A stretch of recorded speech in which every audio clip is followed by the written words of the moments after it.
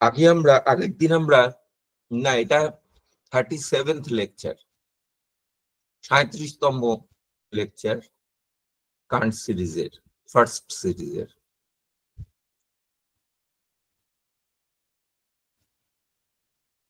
আগের দিন আমরা ইলিউশন নিয়ে কথা বলছিলাম, কত রকমের ইলিউশন হয় সেই জাতীয় কথা আলোচনা করছিলাম। কিন্তু কান্টের প্রাইমারি এইমটা অর্ডিনারি ইলিউশন নয়। আমাদের দৈনন্দিন যে বিপর্যয় হয়, জ্ঞানে যে বিপর্যয় হয় বা ভ্রম হয়, সেটা কান্টের লক্ষ্য নয়। কান্টের লক্ষ্য হলো ট্রান্সেন্ডেন্টাল ইলিউশন। অতীন্দ্রিয় যে ভ্রম, সেই অতীন্দ্রিয় ভ্রমকে নিয়ে কান্ট আলোচনা করছেন। তাহলে অতীন্দ্রিয় ভ্রম কি, এইটা আমাদের বুঝতে হবে। আমরা সাধারণ ভ্রমের একটা প্রকার আলোচনা করেছিলাম, যেগুলোকে বলেছিলাম যে সার্বিক ভ্রম, ইউনিভার্সাল ইলিউশন। ইউনিভার্সাল ইলিউশনটা আমাদের সবার হয়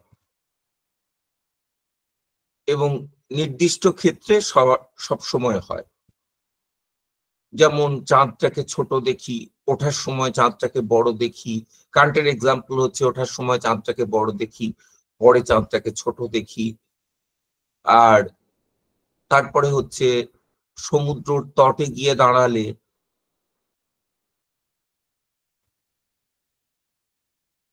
আমরা দূরের সমুদ্রটাকে উঁচু দেখি, কাছের সমুদ্রটাকে নিচু দেখি। এটা কান্টের এক্সাম্পল। আমরা যোগ করেছিলাম, আমরা যেমন দুটো রেলকে এক জায়গায় জুড়ে যেতে দেখি। এই ভ্রমগুলো আমাদের সবারই হয় এবং নির্দিষ্ট জায়গায় উপস্থিত থাকলে সবসময়ই হয়, দেশকালে, নির্দিষ্ট দেশকালে সবসময় হয়। এর সঙ্গে ট্রান্সেন্ডেন্টাল ইলিউশনের একটা মিল আছে। পার্থক্য তো অনেক আছে, কিন্তু একটা মিল আছে। মিলটা হলো ট্রান্সেন্ডেন্টাল ইলিউশন আর এই ইউনিভার্সাল ইলিউশন, সার্বিক ভ্রম এবং অতীন্দ্রিয় ভ্রম, দুটোই যখন আমাদের বাধক জ্ঞান হয় তখনও কেটে যায় না, তখনও হয়। আমি যখন জানি যে চাঁদটা ছোট নয়, চাঁদটা অনেক বড়, জানলেও চাঁদটাকে ছোটই দেখি। দুটো রেল জুড়ে যায় না এটা জানলেও আমি দুটো রেলকে জুড়ে যেতেই দেখি। এখন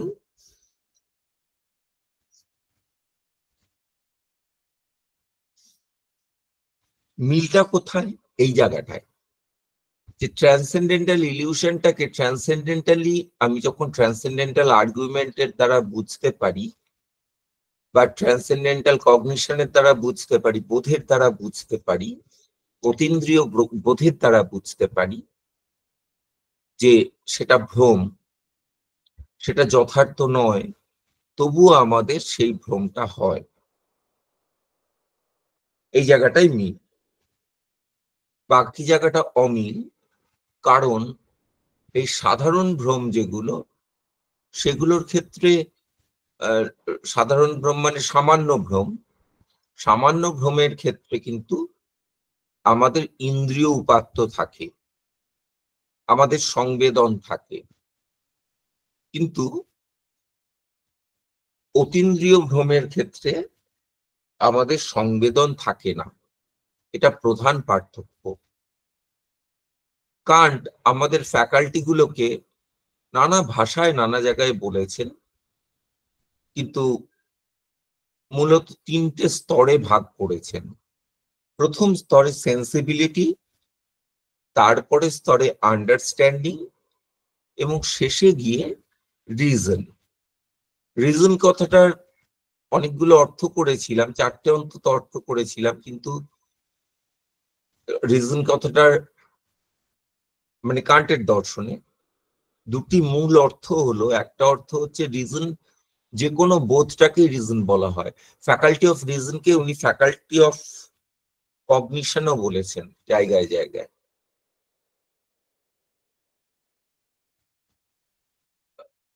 এখন রিজন ওয়াইডার সেন্সে সেটার মধ্যে সবকিছু পড়ে যায়, সেন্সিবিলিটি, আন্ডারস্ট্যান্ডিং, রিজন সবকিছু পড়ে যায়। এটা সবচেয়ে ওয়াইডার সেন্স, মানে ওয়াইডেস্ট সেন্স। আর রিজন সংকীর্ণ অর্থে ফ্যাকাল্টি অফ রিজন, এটা মনের একটা বৃত্তি, ঠিক যেমন ফ্যাকাল্টি অফ সেন্সিবিলিটি সাক্ষাৎকার বৃত্তি, ফ্যাকাল্টি অফ আন্ডারস্ট্যান্ডিং জ্ঞান বৃত্তি বা জ্ঞানার্জনী বৃত্তি, আর বা কিংবা ওটাকে বলা হয় ফ্যাকাল্টি অফ জাজমেন্ট, অবধারণ গঠনকারী বৃত্তি। আর একটা হচ্ছে faculty of reason. Faculty of রিজনটা হচ্ছে আমাদের যুক্তি বৃত্তি, আমরা যেমন যুক্তি দিই, সেই যুক্তি বৃত্তি। ফ্যাকাল্টি অফ সেন্সিবিলিটি একদম অন্য ধরনের জিনিস। এখানে মনটা প্যাসিভ, প্যাসিভ রিসেপ্টর, যেমন ভাবে আসে তেমন ভাবে নেয়।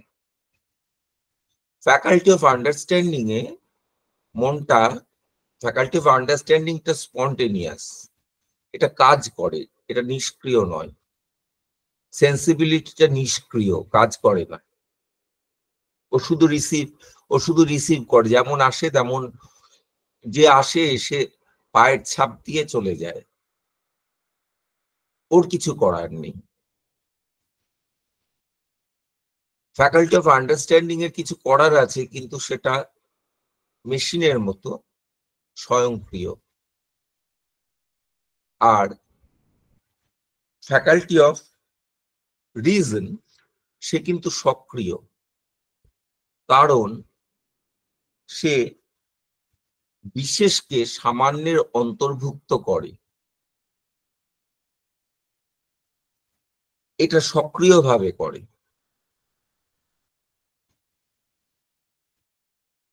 এর একটা অ্যাক্টিভিটি আছে, এই অ্যাক্টিভিটিটা স্পন্টেনিয়াস নয়।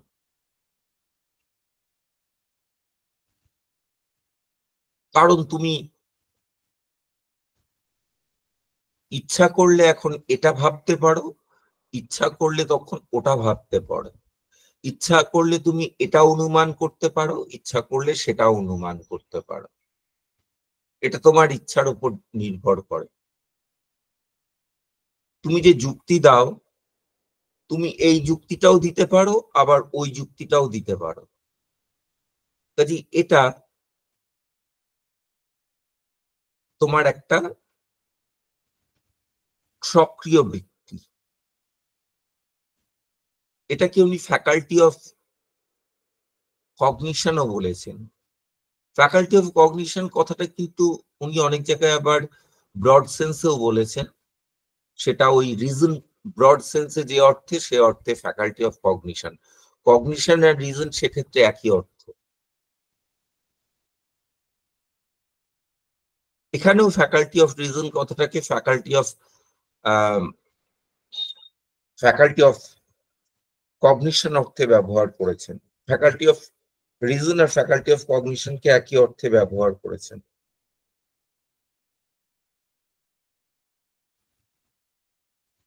এখন আমরা একটা জায়গায় আগের দিন শেষ করেছিলাম যে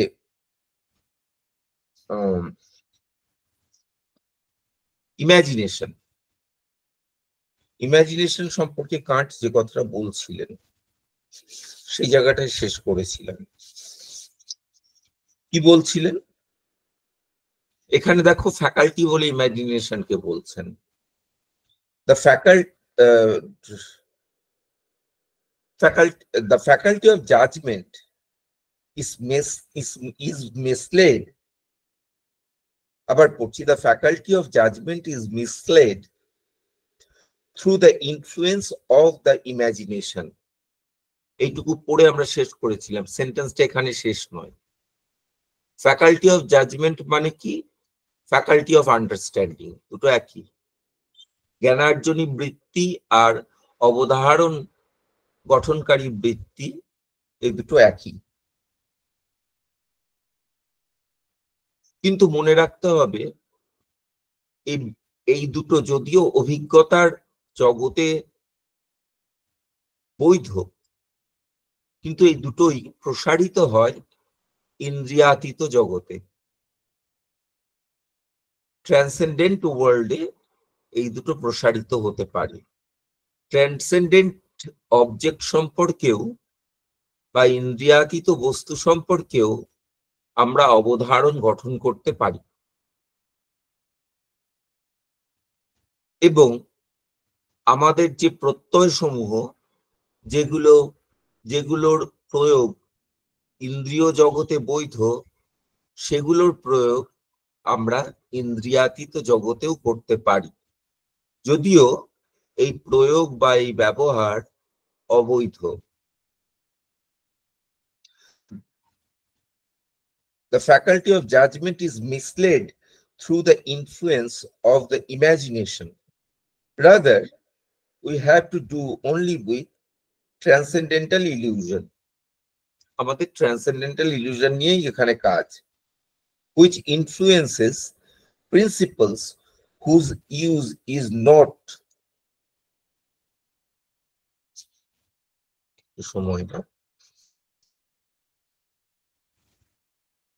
the principles whose use is not ever meant for experience. এমন প্রিন্সিপাল যেগুলো, তাহলে আমরা ট্রান্সেন্ডেন্টাল ইলিউশনে এমন প্রিন্সিপাল নিয়ে কাজ করি, এমন নীতি নিয়ে কাজ করি বা আলোচনা করি যেগুলোর সঙ্গে অভিজ্ঞতার কোনো যোগ নেই।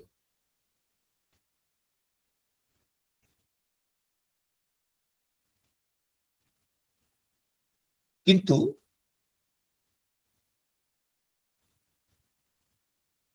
এখানে একটা প্রশ্ন আসে, তাহলে ফ্যাকাল্টি অফ জাজমেন্টের কথা বলছেন কেন? ফ্যাকাল্টি অফ জাজমেন্ট তো অভিজ্ঞতা গ্রাহ্য জগতের বিষয়, অভিজ্ঞতা গ্রাহ্য জগতের নীতি, সেখানে এরকম কথা বলছেন কেন? The principles whose use is not ever meant for experience. আমরা আগে প্রিন্সিপালস পড়েছিলাম ট্রান্সেন্ডেন্টাল অ্যানালিটিকে, তো সেখানে তো প্রিন্সিপাল গুলো এইগুলোই ছিল যে আমাদের কনসেপ্ট গুলো অ্যাপ্লাই করতে গেলে ওই প্রিন্সিপাল গুলো লাগে, কনসেপ্ট গুলো তো এক্সপিরিয়েন্সে অ্যাপ্লাইড হয়, তাহলে ওই প্রিন্সিপাল গুলো এক্সপিরিয়েন্সের ক্ষেত্রেই প্রযোজ্য, অভিজ্ঞতার ক্ষেত্রে প্রযোজ্য। কিন্তু এখানে বলছেন principles whose use is not ever meant for experience. এ তো আত্মবিরোধী কথা হয়ে গেল। কিন্তু এখানে আত্মবিরোধী কথা যে হলো না, সেটা যদি আমরা প্যারাগ্রাফটা পুরোটা পড়ি তাহলে বোঝা যাবে। কারণ প্রিন্সিপাল দুই জায়গায় উল্লেখ করেছেন। এক রকমের প্রিন্সিপাল হচ্ছে প্রিন্সিপালস অফ আন্ডারস্ট্যান্ডিং, আর এক রকম প্রিন্সিপাল হচ্ছে প্রিন্সিপালস অফ রিজন। এটা কান্ট পরে বুঝিয়ে বলবেন। এখানে যে প্রিন্সিপাল গুলোর কথা বলছেন, সেই প্রিন্সিপাল গুলো প্রিন্সিপালস অফ আন্ডারস্ট্যান্ডিং নয়, এগুলো প্রিন্সিপালস অফ রিজন।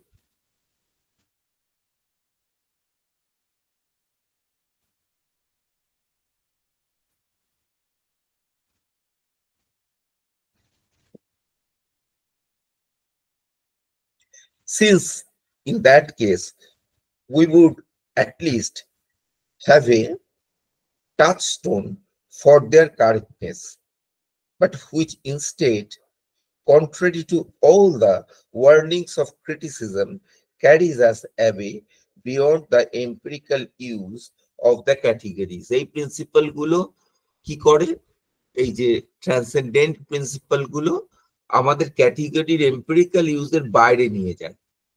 ক্যাটেগরি গুলোকে এম্পিরিক্যালি ইউজড হয়, সেগুলোকে বাইরে নিয়ে যায়। and holds out to us the semblance of extending the pure understanding, এবং আমাদের যেন মনে হয় আমাদের বিশুদ্ধ যে জ্ঞানার্জনী বৃত্তি, সেই বিশুদ্ধ জ্ঞানার্জনী বৃত্তির বাইরে আমরা চলে যেতে পেরেছি এবং ভ্যালিডলি চলে যেতে পেরেছি, এরকম ভাবে আমাদের একটা মনে একটা ধারণা তৈরি করে। We will call the principles whose application stays wholly and completely within the limits of possible experience immanent. এইখানে পার্থক্যটা করে দিচ্ছেন।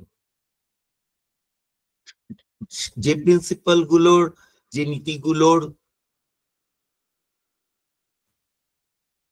ব্যবহার শুধুমাত্র অন্তঃসূত, মানে অভিজ্ঞতা জগতেই ব্যবহৃত হতে পারে, সেইগুলো এক ধরনের principal. But those that would fly beyond these boundaries, transcendent principles.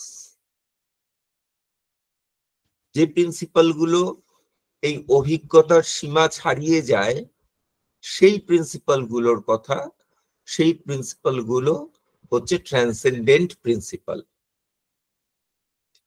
তাহলে ওই আগের দিন ইমাজিনেশন পর্যন্ত আমরা সেন্টেন্সটা পড়েছিলাম, তারপরের অংশটা বলেছিলাম একটু আলোচনা করতে হবে, না হলে হবে না। আলোচনাটা এই যে ওখানে বলছেন principles whose use is not ever meant for experience. এটাকে যদি তুমি, এই কথাটাকে যদি তুমি ওই ইমানেন্ট প্রিন্সিপালকে হিসাবে ধরো, তাহলে কথাটা আত্মবিরোধী হয়ে যায়। কারণ প্যারাগ্রাফের শেষে গিয়েই বলছেন, শেষের দিকে গিয়ে বলছেন যে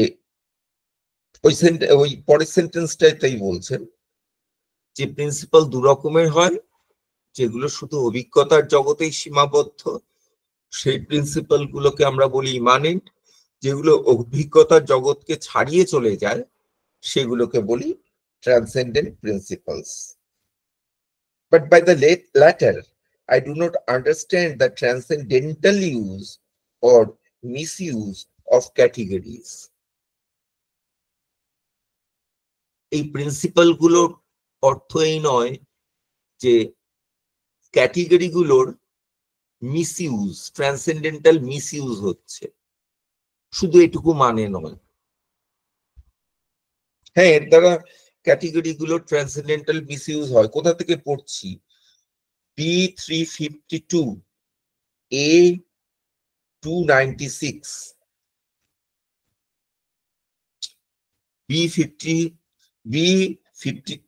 B352 A296 এই জায়গা থেকে পড়ছি।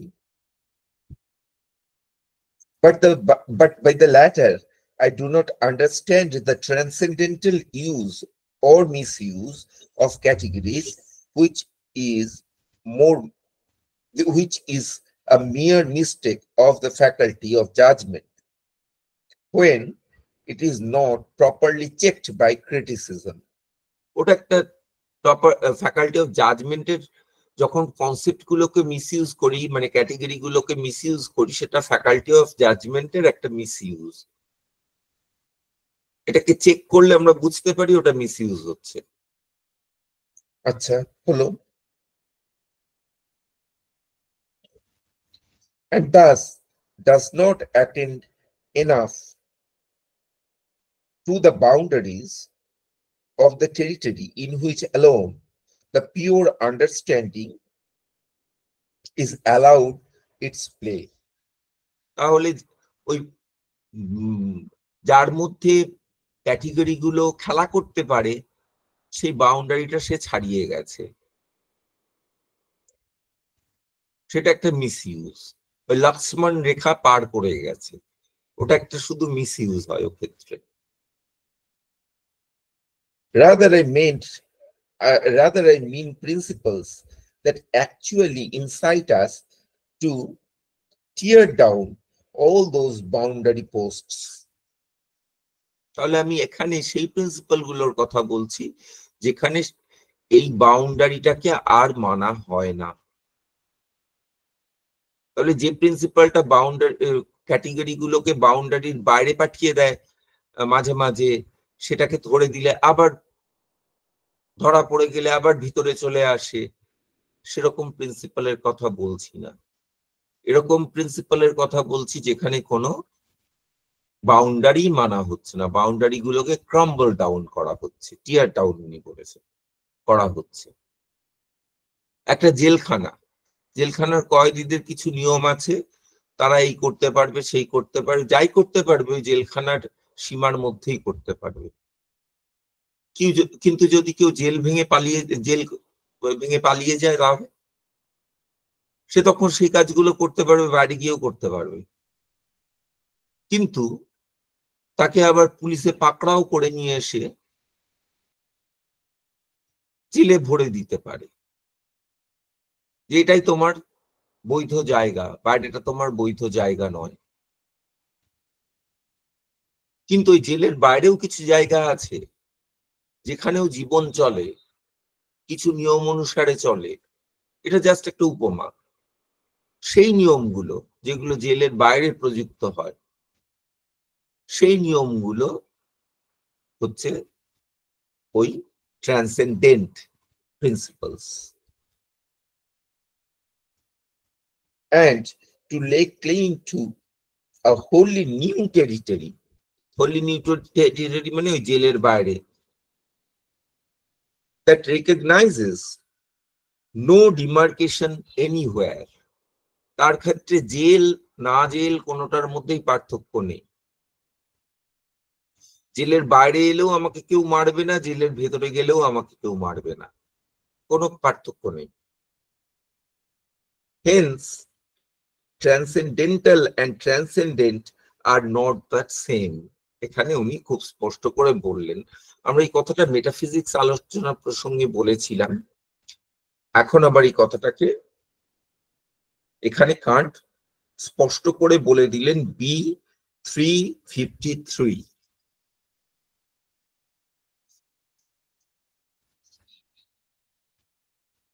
ওইখানে যখন মেটাফিজিক্সের আলোচনা করছিলাম তখন এই কথাটা, এই ট্রান্সেন্ডেন্ট, ইমানেন্ট, ট্রান্সেন্ডেন্টাল, এই পার্থক্যগুলো খুব স্পষ্ট করে বলা ছিল না।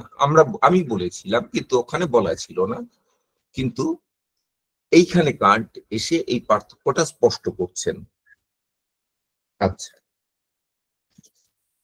স্যার, একটা প্রশ্ন, বলছি ট্রান্সেন্ডেন্ট প্রিন্সিপাল গুলো তো রিজনই তৈরি করছে, বা রিজনের একটা অ্যাসপেক্ট। হ্যাঁ, অ্যাসপেক্ট বললে ভালো। হ্যাঁ, তৈরি করে না। হ্যাঁ স্যার, তৈরি করে না, অ্যাসপেক্ট। রিজন থেকে আসে, রিজনে আছে, ওটা ইনবিল্ট। ইনবিল্ড হয়ে আছে সেইগুলো, তাহলে কি সেই প্রিন্সিপালস গুলো কি ফলস প্রিন্সিপাল বলা যাবে? মানে সেই প্রিন্সিপালস গুলো ধরুন, মানে যেমন আমরা অন্ধকার ঘরে কিছু একটা দেখছি, হ্যালুসিনেশন হচ্ছে, সেরকম কিছু, সেই প্রিন্সিপাল গুলো তো কোনো ইউটিলিটি নেই। মানে মানে এপিস্টিমোলজি বা মেটাফিজিক্স এর ক্ষেত্রে তো সেই প্রিন্সিপালস গুলো রিজনের থেকে যে এই ট্রান্সেন্ডেন্ট প্রিন্সিপালস গুলো তো কোনো ইউটিলিটিও তো সেই অর্থে নেই, মেটাফিজিক্যালি তো নেই। দেখো, ট্রুথ ফলসিটি কান্টের কাছে, ট্রুথ ফলসিটি এটা অভিজ্ঞতা গ্রাহ্য জগতের বিষয়। অভিজ্ঞতা গ্রাহ্য জগতে থাকলে আমার জাজমেন্টের বিষয়টা, একটা জাজমেন্ট ট্রু বা ফলস হয়। জাজমেন্টের বিষয়টা অভিজ্ঞতা গ্রাহ্য জগতে থাকলে সেটা ট্রু, জাজমেন্টের বিষয়টা অভিজ্ঞতা গ্রাহ্য জগতে না থাকলে সেটা ফলস। ট্রান্সেন্ডেন্ট প্রিন্সিপালও জাজমেন্ট, একটা জাজমেন্ট, কিন্তু সেটা ট্রান্সেন্ডেন্ট, সেটা অভিজ্ঞতা জগতের নয়। তাই এটার ক্ষেত্রে ট্রুথ ফলসিটি এই কোনো প্রশ্নই আসে না। এটার সঙ্গে অভিজ্ঞতার কোনো সম্বন্ধই নেই। অভিজ্ঞতার সম্বন্ধ থাকার সম্ভাবনা নেই। যেটা ফলস সেটা অভিজ্ঞতার সঙ্গে সম্বন্ধ থাকার সম্ভাবনা আছে, কিন্তু অ্যাকচুয়ালি নেই, তাই ফলস।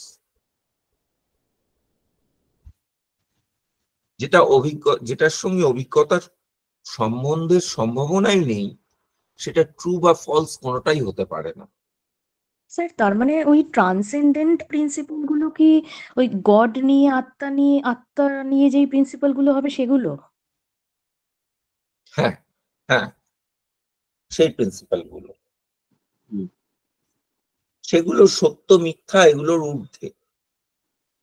তার মানে স্যার এটাই হচ্ছে ক্রিটিক অফ পিওর রিজন, মানে কান্ট ক্রিটিক যে টাইটেলটা, মানে পিওর রিজনের, এটা হচ্ছে কান্টের পার্সপেক্টিভ থেকে একটা ক্রিটিক রিজনের লিমিটেশনটা বোঝানোর জন্য এই প্রিন্সিপালস গুলো আমরা হিউম্যান মাইন্ড বা হিউম্যান রিজন কখনো কখনো অ্যাপ্লাই করি, সেটা ভুল বা ঠিক সেটা পরে হবে না, কিন্তু করে থাকি এই সেন্সে বুঝতে পারি তো। করে থাকি। হ্যাঁ, সত্য মিথ্যা হবে না, ভুল বা না, ঠিক হ্যাঁ, হবে না, এই কথাটা ঠিক নয়। ভুল না হবে, ঠিক ঠিক, হ্যাঁ, মাত্রই ভুল, কিন্তু সেটা সত্য বা মিথ্যা হবে না। হুম, সত্য মিথ্যা আর ঠিক ভুল এই দুটো এক নয়। হুম, হ্যাঁ, ঠিক স্যার, বুঝতে পেরেছি। আচ্ছা, তাহলে চলো আগে। এইবার উনি বলছেন দু রকমের, মানে লজিকে দু রকমের ফ্যালাসি হয়। একটা হচ্ছে পিওরলি লজিক্যাল ফ্যালাসি, সেটা সেটা আমাদের ধরিয়ে দিলে ফ্যালাসিটা চলে যায়, আমাদের ইলিউশনটা চলে যায়। আমরা লজিক কষতে গিয়ে অনেক সময় ভুল করি, ছাত্ররা ভুল করে, তো ছাত্রদের ধরিয়ে দিলে দেখো এই স্টেপটা তোমার গন্ডগোল হয়েছে, এই স্টেপটা তুমি ভুল করে ফেলেছো, তাই তুমি এই কনক্লুশনে এসছো। সে বুঝতে পারে, তার ভুলটা কেটে যায়। কিন্তু ট্রান্সেন্ডেন্টাল লজিকে যেটা দাঁড়াবে, যেটা ট্রান্সেন্ডেন্টাল ডায়ালেক্টিকে যে লজিকের কথা বলা হচ্ছে, সেই লজিকের ভুলটা ধরিয়ে দিলেও তার ভুলটা কারেক্টেড হয় না। হ্যাঁ, সে ভুলটা বুঝতে পারে, কিন্তু কারেকশন হয় না, ওই ইউনিভার্সাল ইলিউশনের মতো তার ভুলটা থেকে যায়। দ্বিতীয় পার্থক্য, ট্রান্সেন্ডেন্টাল লজিকের ফ্যালাসি গুলো হয় শুধুমাত্র ফর্মাল কন্ডিশন থেকে, আকারগত শর্তে কোনো গন্ডগোল থাকলে সেখানে ভুল হয়।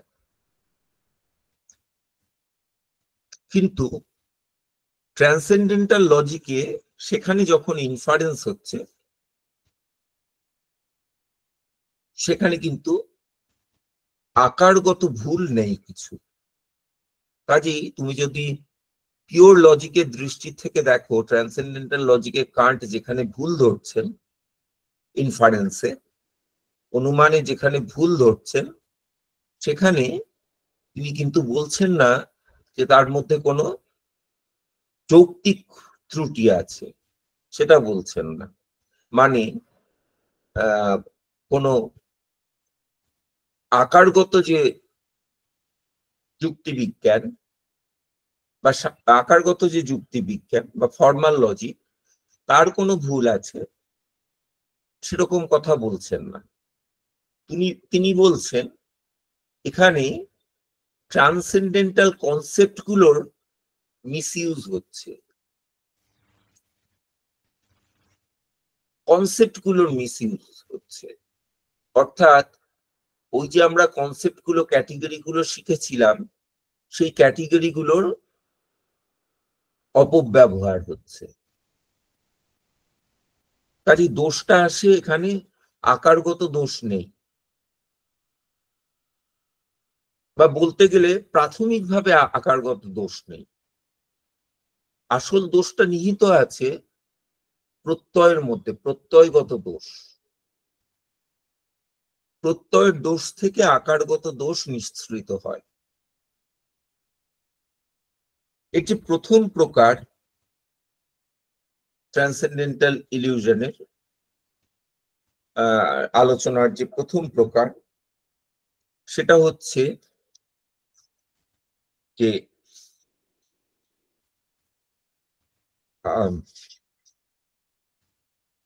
প্যারালজিজম। প্যারালজিজমে ক্ষেত্রে আমরা দেখব পিওর লজিকের মতোই, মানে ফর্মাল লজিকের মতোই একটা দোষ হয়। ফর্মাল লজিকে আমরা শিখেছিলাম চতুষ্পদ ঘটিত দোষ, ফ্যালাসি অফ ফোর টার্মস। এখানেও ফ্যালাসি অফ ফোর টার্মস হচ্ছে, কিন্তু ওখানে ফ্যালাসি অফ ফোর টার্মস হয়, টার্ম গুলো আলাদা আলাদা আলাদা, কাজে ফর্মটাই আলাদা হয়ে যায়। ফর্মের দিক থেকে একটা গন্ডগোল হয়ে গেছে। এখানে ফ্যালাসি অফ ফোর টার্মসটা অন্যভাবে হয়। এখানে ফ্যালাসি অফ ফোর টার্মস হয়, একই টার্ম তুমি ইউজ করছো, তুমি তিনটেই টার্ম ইউজ করছো, কিন্তু কোনো একটা টার্ম একাধিক অর্থে ব্যবহার করছো, not in the empirical sense. Empirical সেন্সেও একাধিক অর্থে ব্যবহৃত হয়, যেমন ব্যাংক শব্দটা দুটো অর্থে ব্যবহৃত হয়, রিভার ব্যাংক, ফিনান্সিয়াল ইনস্টিটিউশন, দুটো অর্থে ব্যবহৃত হয়। সেই রকম ফ্যালাসি নয়, এই দুটোই এম্পিরিক্যাল ইউজ। কিন্তু যেটা ট্রান্সেন্ডেন্টাল মিনিং আছে, এম্পিরিক্যাল মিনিং নেই, সেই ট্রান্সেন্ডেন্টাল মিনিং এ গন্ডগোল হয়ে যাচ্ছে। সেই জন্য এটা ট্রান্সেন্ডেন্টাল ফ্যালাসি। সেটা কিভাবে হয় দৃষ্টান্ত দিলে বুঝতে পারবে, একটু পরে বলবো সেটা। তাহলে ট্রান্সেন্ডেন্টাল ইলিউশনের মধ্যে ইলিউশনের সঙ্গে তিনি অন্যান্য ইলিউশনের পার্থক্য নিরূপণ করলেন। রিজনের কাজটা হচ্ছে is to draw conclusions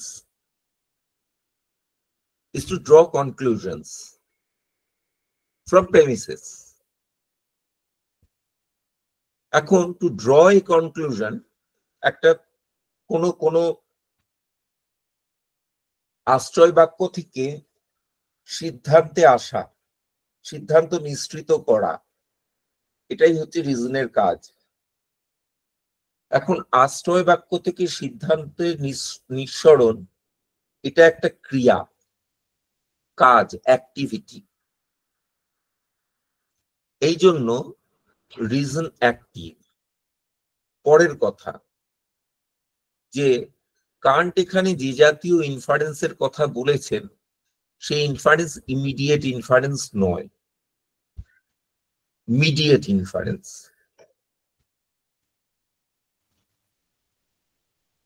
Kant এখানে খুব ভালো করে ব্যাখ্যা করেননি, কিন্তু একটা হিন্ট দিয়েছেন। ইমিডিয়েট ইনফারেন্সটা সেন্সিবিলিটি লেভেলে হয়। কিভাবে হয়? অবশ্যই আন্ডারস্ট্যান্ডিং কে অবলম্বন করে। বক্তব্যটা এই সেন্সিবিলিটি থাকে, সেখানে সেন্সিবল অবজেক্ট থাকে, তার লেভেলে হয়। তুমি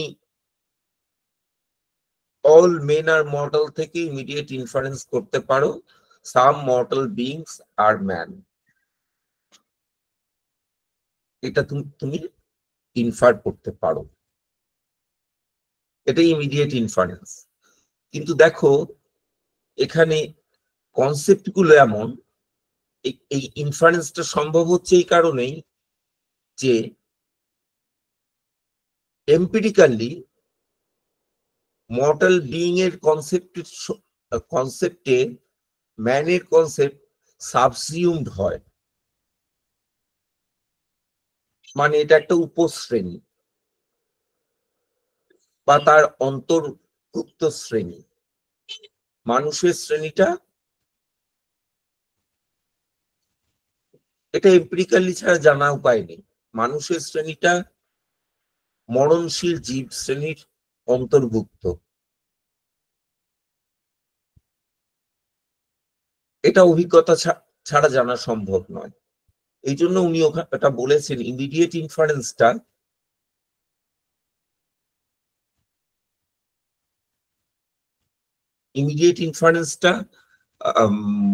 সেন্সিবিলিটি লেভেলে হয়, সম্ভবত সেই কারণে এখানে আন্ডারস্ট্যান্ডিং ইনভলভ থাকে। আন্ডারস্ট্যান্ডিং ছাড়া তো হবে না, তাহলে কনসেপ্টই আসবে না, জাজমেন্টই হবে না, তো ইনফারেন্স হবে কি করে? তাই এটা আমরা রিজন অ্যাপ্লাই করতে হয় না, কিন্তু মিডিয়েট ইনফারেন্সে রিজন অ্যাপ্লাই করতে হয়। কেন করতে হয় সেটা বলবো। মিডিয়েট ইনফারেন্স বলতে কান্টের সময় শুধু ছিল সিলোজিজম, আর কোন রকম মিডিয়েট ইনফারেন্স ছিল না। তাই কান্ট মিডিয়েট ইনফারেন্স বলতে সিলোজিজমকেই বুঝিয়েছেন।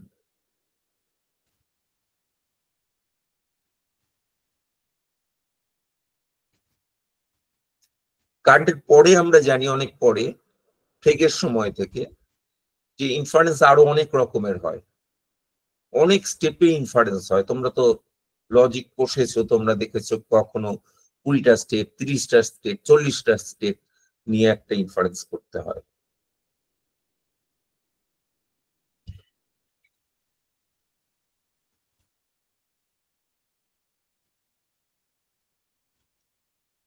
এবং কান্ট মনে করছেন তিনি রিজনের কতগুলো আইডিয়া খুঁজে পেয়েছেন। এখন আইডিয়া এই শব্দটা কিন্তু আমি প্রথম বললাম, আগে কনসেপ্ট বলেছি, ক্যাটেগরি বলেছি, আইডিয়া বলিনি।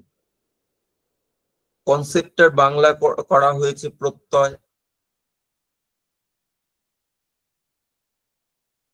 কোনো কোনো জায়গায় ধারণা করা হয়েছে। কান্ট নিজে সেটা প্রচন্ড ভাবে বিরোধী, ধারণা কথাটা আইডিয়ার সঙ্গে রাখা হচ্ছে। কান্ট প্রচন্ড বিরোধিতা করেছেন। এবং ক্যাটেগরিজ, প্রকার, ভারতীয় দর্শনে বলা হয় পদার্থ, ক্যাটেগরিজ। কান্টের দর্শনে প্রকার। এখন এই ক্যাটেগরিজ বা প্রকার, কনসেপ্টস, প্রকার আর আইডিয়াজ এর মধ্যে পার্থক্য আছে। কনসেপ্টস গুলো জেনারেল, এটা আমরা আগে বলেছি। আইডিয়াজ জেনারেল হতে পারে, সিঙ্গুলার হতে পারে,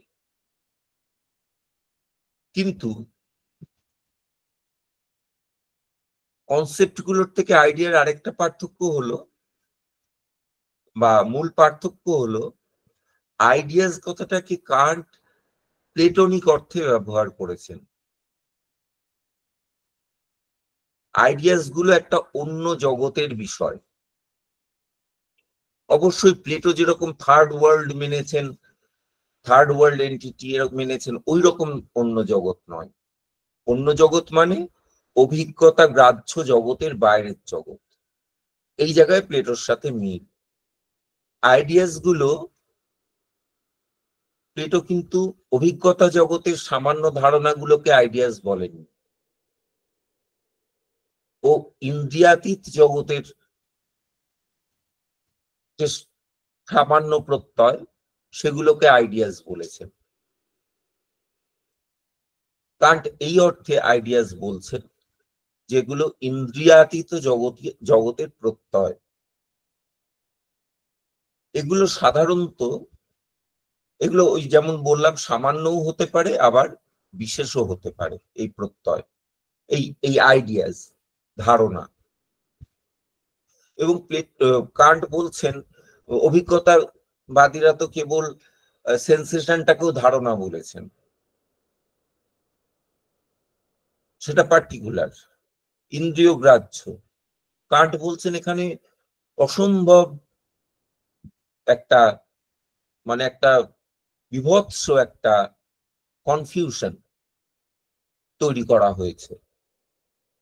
কথাটাকে ওইভাবে ব্যবহার করা উচিত নয়। কিংবা কেউ কেউ আইডিয়াস বলতে কনসেপ্টকে বুঝেছেন, সেটাও কনফিউজিং। তাই জন্য কান্ট তিনটেকে একদম স্বতন্ত্র রেখেছেন, intuition, concept and idea, এই তিনটিকে আলাদা রেখেছেন।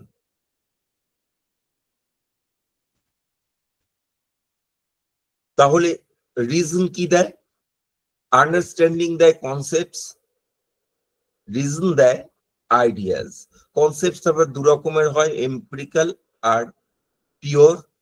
পিওর গুলোকে ক্যাটেগরি বলে, আর আইডিয়াস তো কখনোই এমপিরিক্যাল হতে পারবে না।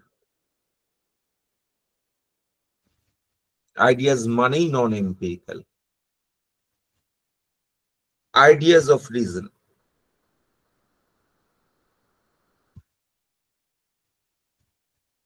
এই আইডিয়াস অফ রিজন গুলোকে তিনি কিভাবে পান?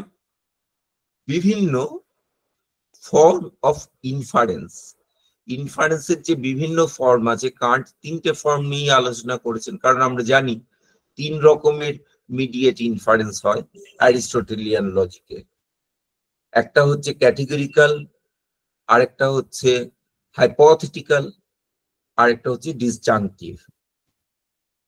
অনপেক্ষ বা নিরপেক্ষ, আরেকটা হচ্ছে শর্ত সাপেক্ষ বা প্রাকল্পিক, আরেকটা হচ্ছে বৈকল্পিক অনুমান। এই তিন রকমের অনুমান থেকে তিনি আইডিয়াস গুলোকে আবিষ্কার করেছেন। ক্যাটেগরিক্যাল ইনফারেন্স থেকে যে আইডিয়াটা তিনি পেয়েছেন, সেই আইডিয়াটা হচ্ছে সোল। সেলফ নয়, সোল। বাংলায় দুটোই আত্মা। সোলের আলাদা করে কি বাংলা করব জানি না, দুটোই আত্মা বাংলায়, কিন্তু একটা সেলফ আর একটা সোল। সেলফের একটা আইডিয়া আছে, সেলফের একটা এম্পিরিক্যাল আইডিয়া আছে আমাদের, আরেকটা সোল যেটা ট্রান্সেন্ডেন্ট আইডিয়া। এই আইডিয়াটাই তিনি পৌঁছাচ্ছেন। হাইপোথেটিক্যাল যে অনুমান, প্রাকল্পিক অনুমান, তার থেকে তিনি জগতের ধারণাকে পাচ্ছেন। আর যেটা বৈকল্পিক অনুমান, সেটার থেকে তিনি ঈশ্বরের ধারণাকে পাচ্ছেন। এই মূলত তিনটে ধারণা নিয়ে আলোচনা করেছেন, তার ভিতর আবার বিভাগ আছে, কিন্তু মূলত তিনটে ধারণা নিয়ে আলোচনা করেছেন: আত্মা, জগৎ, ঈশ্বর।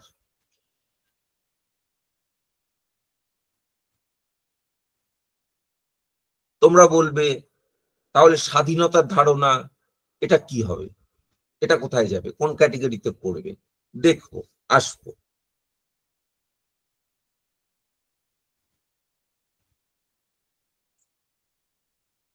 এখন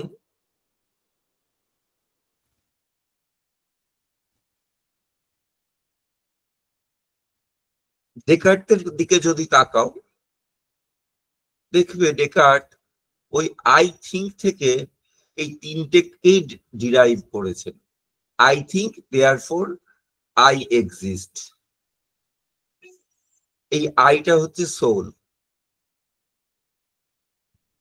তার থেকে আবার ডিরাইভ করছেন যে সেকেন্ড আইডিয়াটা, সেটা হচ্ছে গড, ওই আই থিঙ্ক থেকে। তার মানে এম্পিরিক্যাল থেকে তিনি ইনটুইশন থেকে সবকিছু ডিরাইভ করছেন। এম্পিরিক্যাল নয়, ইনটুইশন থেকে। ওটা হবে, ওর ক্ষেত্রে ইনটুইশনটা হচ্ছে রেশনাল ইনটুইশন। রেশনাল ইনটুইশন থেকে তিনি ডিরাইভ করছেন। আই থিঙ্ক এটা একটা রেশনাল ইনটুইশন, এটা থেকে তিনি ডিরাইভ করছেন আই এক্সিস্ট।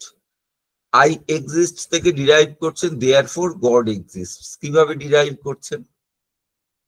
তার ডেরিভেশনটা এরকম যে I have the concept of god, therefore god exists. মাঝে কিছু প্রেমিস আছে। I have the concept of God, and the concept has been implanted in my mind by God himself. Had the concept been wrong, God would be a deceiver. God cannot be a deceiver. Therefore, God exists. এটা হচ্ছে main argument. আমার মনে আমি আছি প্রথমে প্রমাণিত হলো, তারপরে হচ্ছে আমার মনে ঈশ্বরের ধারণা আছে। ডেকার্ট সবকিছুই প্রমাণ করছেন ধারণা থেকে। আমার মনে ঈশ্বরের ধারণা আছে। এই ধারণাটা আমার মনে কে দিয়েছে? আমি এই ধারণা সৃষ্টি করতে পারি না, কারণ ঈশ্বরের ধারণা হচ্ছে পূর্ণতার ধারণা। আমি অপূর্ণ জীব, পূর্ণতার ধারণা সৃষ্টি করতে পারি না। পূর্ণতার ধারণা কোনো পূর্ণ জীবই সৃষ্টি করতে পারে। তাই পূর্ণ জীব আছে, এটা তার প্রমাণ। ঈশ্বর আছেন, তার প্রমাণ। আরো প্রমাণ দিয়েছেন, কিন্তু তার আর্গুমেন্টের মেন কন্টেনশন হচ্ছে এই যে একটা ধারণা থেকে তিনি প্রমাণ করছেন যে ঈশ্বর আছেন। আরো প্রমাণ করছেন আমার মনে ঈশ্বরের ধারণা আছে। ঈশ্বরের ধারণা হচ্ছে পূর্ণতার ধারণা বাই ডেফিনেশন। এখন পূর্ণতার মধ্যে সব গুণ পড়ে যায়। যার কোনো গুণের অভাব আছে সে আর পূর্ণ নয়। সুতরাং এই ধারণার মধ্যে অস্তিত্বের ধারণাও আছে। সুতরাং ঈশ্বর অস্তিত্বশীল। ধারণা থেকেই নিরূপণ করছে। এইভাবে ভাবে ডেকার্ট আমি আছি, আমার ধারণা আছে। ধারণা আছে প্রথমে দেখালেন, এটা ডাইরেক্ট। তারপরে ইনফার করলেন আমি আছি। যদিও ডেকার্ট বারবার বোঝাতে চেষ্টা করেছেন এটা ইনফারেন্স নয়, কিন্তু অনেকেই, অ্যান্টনি কেনি আরো অনেকে বলেছেন এটা একটা ইনফারেন্স। ডেকার্ট যতই বলুন এটা ইনফারেন্স নয়, এটা একটা ইনফারেন্স। কারণ এটাকে বেশিরভাগ দার্শনিক এটা মানতে রাজি নন যে আত্মার সাক্ষাৎকার হয়। আমি তো এমন কোন দার্শনিকের কথা মনে করতে পারছি না যিনি বলেন আত্মার সাক্ষাৎকার হয়। হ্যাঁ, আত্মার ধর্মের সাক্ষাৎকার হয়। নৈয়ায়িকরা বলবেন আত্মনিষ্ঠ গুণগুলোর জ্ঞান আমার হয়, তার থেকে আমার আত্মার অনুমান হয়। আত্মাকে অনুমান করতে, আত্মা অনুমেয় পদার্থ। বা আমির সাক্ষাৎকার হয়। ঘটম অহং জানামি, অহং আমি, অহংয়ের সাক্ষাৎকার হয়, কিন্তু আত্মার সাক্ষাৎকার হয় না। এই অহমের পিছনে যে দ্রব্যরূপী আত্মা আছে তার সাক্ষাৎকার হয় না। তো ডেকার্ট এটাকে যতই অনুমান না বলুন, তার ব্যাখ্যাকারগণ কিন্তু বেশিরভাগই একে অনুমান বলেছেন। সেটাকে যেমন বলো, আমি আর আত্মার মধ্যে পার্থক্য কি তাহলে? আমির মধ্যে অনেক কিছু আছে, আত্মার মধ্যে অনেক কিছু আছে। আমির মধ্যে যা যা আছে আত্মার মধ্যে সবকিছু তা নেই, আত্মার মধ্যে যা যা আছে আমির মধ্যে তা নেই। নৈয়ায়িকের মতে ধরো আমির মধ্যে অনেক কিছু আছে, যেমন মানে আমিটা আমার বোধের বিষয়, সাক্ষাৎ বোধের বিষয়। আত্মাটা আমার সাক্ষাৎ বোধের বিষয় নয়, অনুমানের বিষয় হতে পারে, সাক্ষাৎকারের বিষয় নয়। তাহলে সাক্ষাৎকার বিষয়তা ধর্মটা আমির মধ্যে আছে, আত্মার মধ্যে নেই। তাহলে এই যে যেমন বেদান্তে আমরা শুনতে পাই যে ব্রহ্ম সাক্ষাৎকার, তো ব্রহ্ম সাক্ষাৎকার তো মানে পিওর ব্রহ্ম সাক্ষাৎকার একটা অন্য রকমের বিষয়, অন্য জগতের বিষয়। এই সাক্ষাৎকার ও সাক্ষাৎকার হয়। ব্রহ্মের সাথে কি ইন্দ্রিয় সাক্ষাৎকার হয়? না। এখানে ইন্দ্রিয় সাক্ষাৎকার বলা হচ্ছে। ব্রহ্মের সাক্ষাৎকার তো সে একটা সাক্ষাৎকার, তার কোনো বিষয় নেই, বিষয় নেই, এরকম একটা বিষয়হীন সাক্ষাৎকার। কিন্তু সাক্ষাৎকারের একটা বিষয় থাকে। সাক্ষাৎকার বলতে এখানে ইন্দ্রিয় সাক্ষাৎকার বলা হচ্ছে, সাধারণ সাক্ষাৎকার, সাধারণ প্রত্যক্ষ। ব্রহ্মের যে প্রত্যক্ষ, সেটা প্রত্যক্ষ নয়, সেটা প্রত্যভিজ্ঞা। আমি তো ব্রহ্ম ছিলাম, আমি ব্রহ্ম ছিলাম, সেটা আমি জানতামও, শুধুমাত্র অবিদ্যায় ঢাকা পড়েছিল। তাহলে অহম ব্রহ্মাস্মি এই জ্ঞানটা যখন হবে, এটা একটা কিন্তু অনুব্যবসায়, সরি অনুব্যবসায় না, ওটা কি বলে ন্যায়ের ভাষায়? প্রত্যভিজ্ঞা। প্রত্যভিজ্ঞা, প্রত্যভিজ্ঞা বলে ওটা একটা প্রত্যভিজ্ঞা, যে আমি সেই ব্রহ্ম। কিন্তু ব্রহ্ম সেখানে বিষয় নয়, এটা খেয়াল রাখতে হবে। ব্রহ্ম কখনো বিষয় হতে পারে না, সাক্ষাৎকারের বিষয় হতে পারে না, এমনি অন্য জ্ঞানের বিষয় হতে পারে। ব্রহ্ম স্বরূপত বিষয় হয় না, বিষয়ী ব্রহ্ম। তাহলে এই যে দ্রব্যরূপী আত্মা, এটা কিন্তু সাক্ষাৎকারের বিষয় নয়। আমিকে জানতে পারি, আমিটা আবার একটা অন্য রকমের জিনিস। আমিটা রাগী, আমিটা ঠান্ডা, আমিটা বোকা, আমিটা বুদ্ধিমান। আত্মা ওরকম কিছুই নয়। আত্মা স্বরূপত এই ধর্মগুলো বর্জিত, ন্যায়ের কথা বলছি। বুদ্ধিমান, বোকা, জ্ঞানী, অজ্ঞানী, এসব কিছুই নয় স্বরূপত। কারণ দ্রব্যরূপী আত্মা, কারণ মুক্ত আত্মায় এই গুণগুলো কোনোটাই থাকবে না। এই গুণগুলো কেবলমাত্র বদ্ধ আত্মায় থাকে। কাজেই আমি স্বরূপত আত্মাকে কখনোই জানতে পারবো না, অন্তত প্রত্যক্ষ করতে পারবো না। অনুমান করতে পারবো যে স্বরূপত আত্মা এরকম। কাজেই ডেকার্তের এই আই অ্যাম, এটাকে তার ব্যাখ্যাকাররা বেশিরভাগই অনুমান বলেছেন। ডেকার্ট বলতে চাইছিলেন না, কিন্তু অন্যরা বলছে অনুমান। কারণ আই থিঙ্ক থেকে আই অ্যামে আসা যায় না। আই থিঙ্ক মানে থট এক্সিস্টস, মাই থট এক্সিস্টস। মাই থট এক্সিস্টস থেকে বা থট এক্সিস্ট থেকে আই এক্সিস্ট, এটাই আসা যায় না। Thought exists, therefore I exist, এটা কি করে আসবে?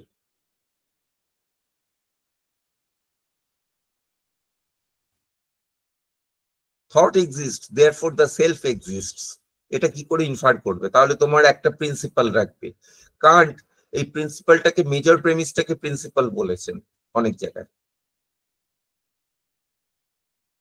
কিন্তু একটা বিশেষ অর্থে, লিমিটেড অর্থে প্রিন্সিপাল বলেছে। কারণ তার আন্ডারে, যার আন্ডারে অন্য কিছু সাবজিউমড হয়, যার ভিতরে কোনো কিছু অন্তর্ভুক্ত হয়ে যায়, যে সামান্য অবধারণের মধ্যে কোনো কিছু অন্তর্ভুক্ত হয়ে যায়, সেটাই একটা প্রিন্সিপাল। বা যে সামান্য অবধারণের, আরো ভালো করে বললে, যে সামান্য অবধারণের মধ্যে অন্য কোনো সামান্য অবধারণ অন্তর্ভুক্ত হয়, সেটা একটা প্রিন্সিপাল।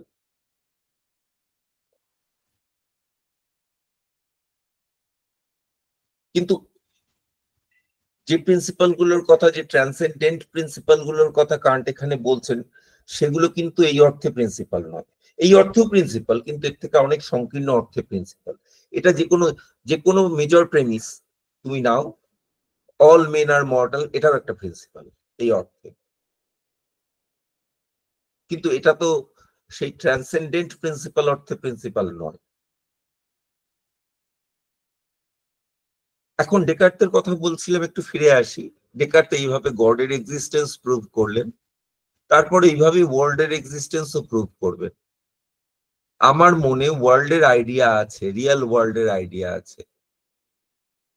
গড যেহেতু সর্বগুণ সম্পন্ন, সেহেতু গডের মধ্যে মানে সব পজিটিভ গুণ আছে, কোয়ালিটি আছে, সেহেতু গডের মধ্যে একটা কোয়ালিটি আছে নন ডিসিভিং।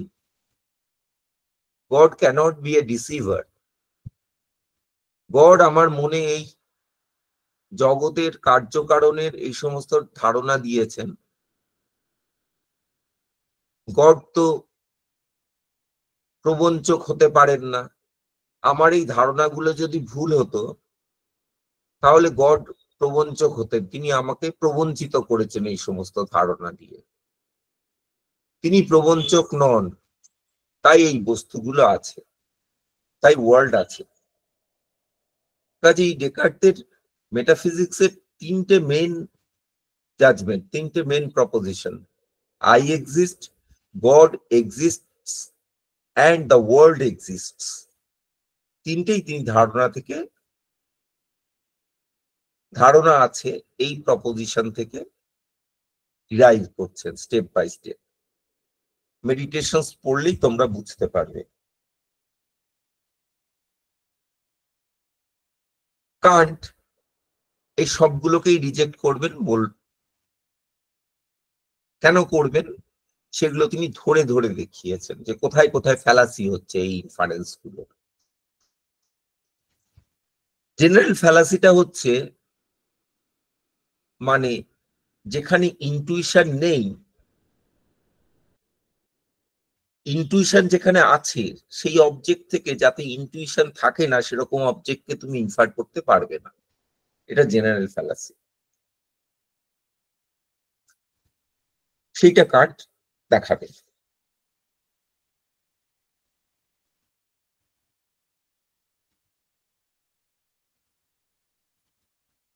দেখো এমনি অর্ডিনারি ইনফারেন্সে কি হয়? অর্ডিনারি ইনফারেন্সে হয় যে এরকম একটা ইনফারেন্স যে all men are mortal, all poets are men, therefore all poets are mortal. দেখো এখানে এই পোয়েটস, এটা মেন এই কনসেপ্টটার মধ্যে সাবজিউমড হয়ে যাচ্ছে। তাহলে all poets, all men are mortal, এইটা একটা জেনারেল প্রিন্সিপাল। এটা আবার আরো বড় জেনারেল প্রিন্সিপালের থেকে প্রিন্সিপালে সাবজিউমড হয়ে যেতে পারে। যেমন all living beings R mortal, all men are living beings, therefore all men are mortal. এই কাজটা আন্ডারস্ট্যান্ডিং এর কাজের থেকে ডিফারেন্ট। আন্ডারস্ট্যান্ডিং এরকম কাজ করে না। আন্ডারস্ট্যান্ডিং এরকম ভেবে ভেবে কাজ করে না। আন্ডারস্ট্যান্ডিং স্পন্টেনিয়াসলি কাজ করে। তুমি এটা চিন্তা করে বুঝতে পারছো যে এই প্রিন্সিপালটা আর একটা প্রিন্সিপালের মধ্যে সাবজিউমড হয়ে যায় এবং অন্য কোনো প্রিন্সিপালকে সাবজিউম করে। প্রিন্সিপালের মধ্যে সাবজিউম করা মানে কি? অন্তর্ভুক্ত হওয়া মানে কি? একটা কনসেপ্ট, একটা প্রত্যয় আর একটা প্রত্যয়ের অন্তর্ভুক্ত হওয়া, এটা তার অর্থ। দেখো পোয়েটের কনসেপ্টটা ম্যানের কনসেপ্টের অন্তর্ভুক্ত হয়ে গেল। এই অন্তর্ভুক্তিকরণটা এটা কিন্তু রিজন করে, এটা আন্ডারস্ট্যান্ডিং করে না। আবার রিজন দিয়েই আমরা বুঝতে পারি ম্যানের কনসেপ্টটাও আবার অন্তর্ভুক্ত হয়ে যায়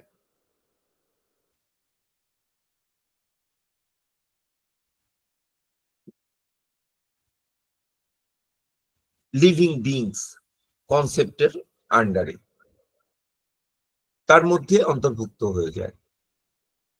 আবার আরেকটা মজার দিক হচ্ছে শুধুমাত্র মানে ম্যানের কনসেপ্টের অন্তর্ভুক্ত হয় পোয়েটস, এরকম ভাবলেও ভুল হবে। আমি ম্যানের কনসেপ্টের অন্তর্ভুক্ত পোয়েটস কেও করতে পারি, আমার স্বাধীনতা আছে ম্যানের কনসেপ্টের অন্তর্ভুক্ত আমি আবার সিঙ্গারদেরও করতে পারি। ম্যানের কনসেপ্টের অন্তর্ভুক্ত আমি অ্যাক্টরদের করতে পারি, পলিটিশিয়ানদের করতে পারি। আমি ম্যানের কনসেপ্টের অন্তর্ভুক্ত কাকে করব সেটা আমার একটা স্বাধীনতা আছে, এখানে আমার একটা অ্যাক্টিভিটি আছে। এটা আন্ডারস্ট্যান্ডিং এর অ্যাক্টিভিটির থেকে আলাদা, আন্ডারস্ট্যান্ডিং এর স্পন্টিনিটি আছে, যে কথাটা আমি বারবার করে হাইলাইট করি। এই অল মেন আর মর্টাল এর থেকেই আমি স্পন্টেনিয়াসলি এটা আসি না যে অল পোয়েটস আর মর্টাল, এটা অ্যাক্টিভলি আসি, কারণ আমি অ্যাক্টিভলি এটা আরেকটা চুজ করেছি, আরেকটা প্রেমিস চুজ করেছি, all poets are men, all poets are main.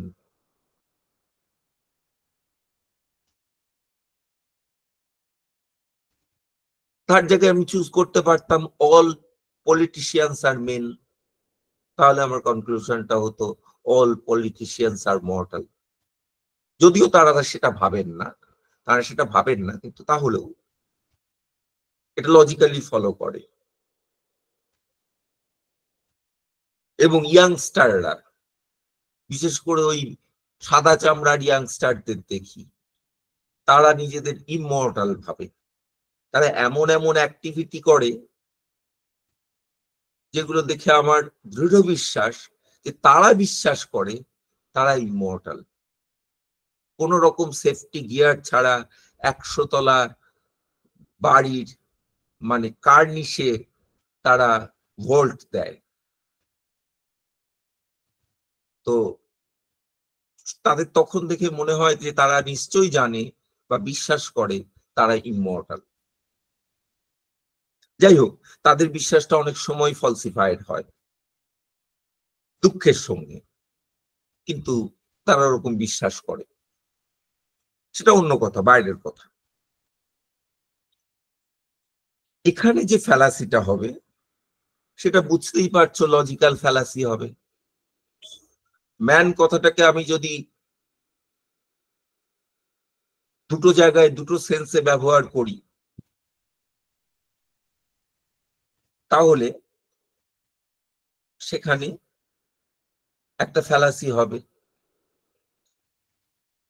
Man is mortal, এটা একটা বললাম, তারপরে বললাম যে ধরা যাক এরকম বললাম যে husbands are men, therefore husbands are mortal. এটা একটা অর্থে একটা ফ্যালাসি হলো।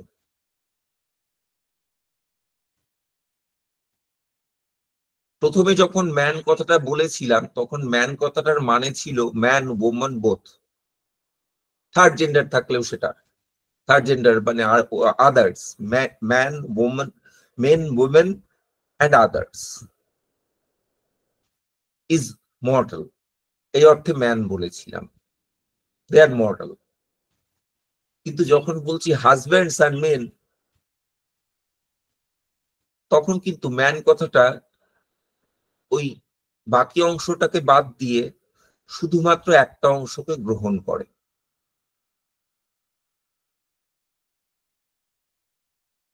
বুঝতেই পারছো, সেখানে ওয়েমেন আর অন্য জেন্ডার সেগুলো সব বাদ চলে যাচ্ছে।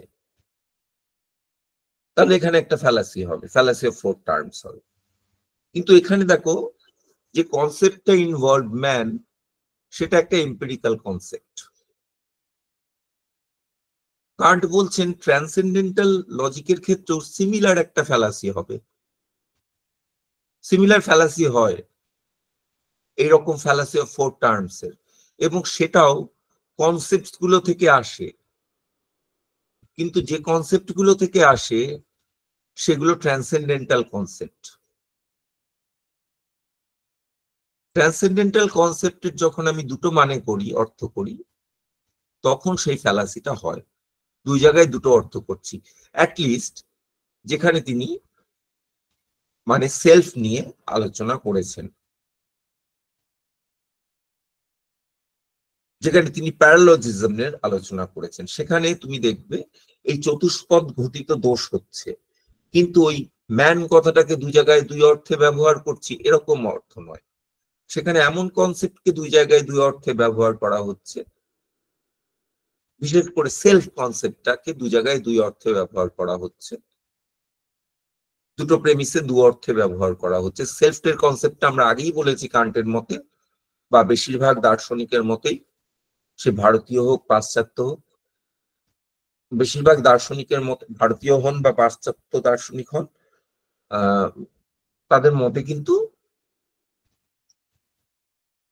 এটা ইন্দ্রিয়গম্য কনসেপ্ট নয়, ইন্দ্রিয়াগম্য কনসেপ্ট।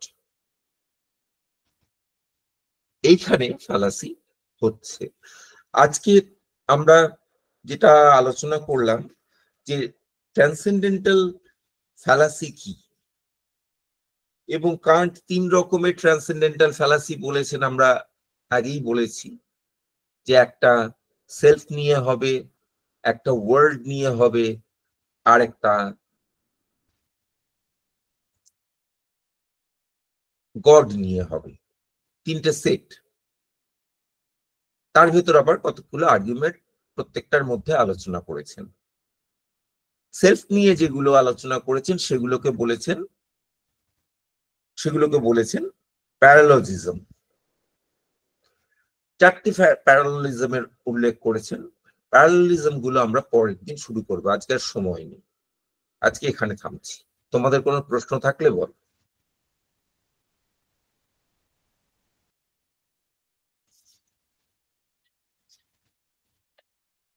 না থাকলে এটি